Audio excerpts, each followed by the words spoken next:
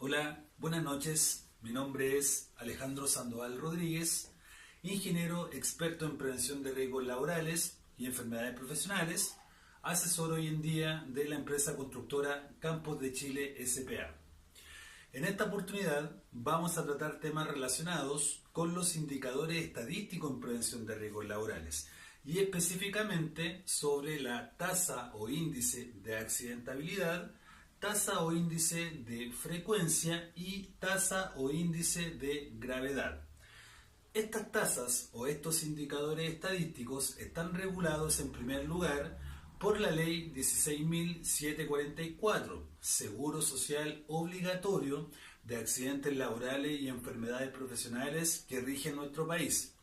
Por otra parte, cabe mencionar que también está regulado por el Decreto Supremo número 40, Reglamento de Prevención de Riesgos Laborales o Profesionales. La tasa de accidentabilidad conlleva elementos que tienen que ver, en primer lugar, con el número de accidentes que ocurren en un determinado periodo de tiempo, ¿ya? Además, está regulado también, o lo conforman este mismo índice, cuál es la masa de trabajadores que en ese mismo periodo de tiempo determinado estuvieron expuestos al riesgo inherente en su labor. ¿Ok? El resultado de la tasa de accidentabilidad, considerando estos dos elementos que acabo de mencionar, nos va a arrojar, ¿cierto?, cuál es la cifra de accidentes que ocurren por cada 100 trabajadores en un periodo de tiempo determinado. ¿Ya? Por consiguiente, vamos a hablar sobre la tasa de frecuencia y cuáles son los elementos que la conforman.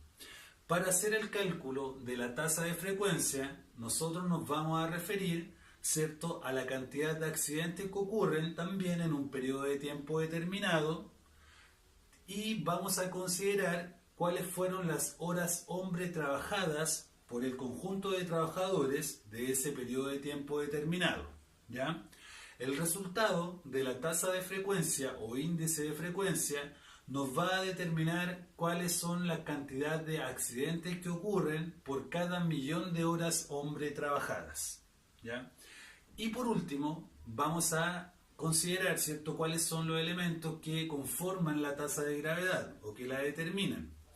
Para calcular la tasa de gravedad, ¿cierto?, vamos a considerar cuáles son la cantidad de días perdidos por esos accidentes laborales o enfermedades profesionales ocurridos en una empresa. Y también vamos a considerar las horas hombre trabajadas por el conjunto total de los trabajadores, ¿cierto?, expuestos al riesgo inherente de su labor.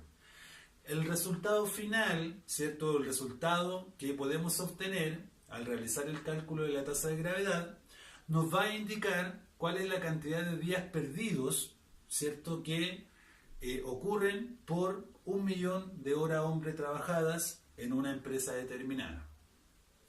Estos indicadores estadísticos es muy importante considerarlos, ¿cierto?, porque el Decreto Supremo número 40 obliga a todas las empresas a llevar un registro estadístico de tasa de frecuencia y de tasa de gravedad, ¿ya? Lo que indica la tasa de frecuencia tiene que estar evaluada mensualmente, ¿cierto?, en la empresa en la que nosotros estemos asesorando en prevención de riesgos.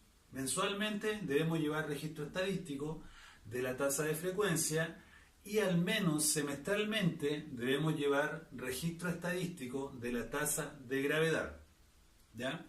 Espero que esta información haya sido relevante, ¿cierto?, para todos los oyentes y que puedan tener muy en claro, ¿cierto?, de que estos indicadores estadísticos son regulados por la ley y que el no cumplimiento, ¿cierto?, conlleva o puede conllevar a llevar infracciones o multas a la empresa a las cuales se esté asesorando, ¿ya?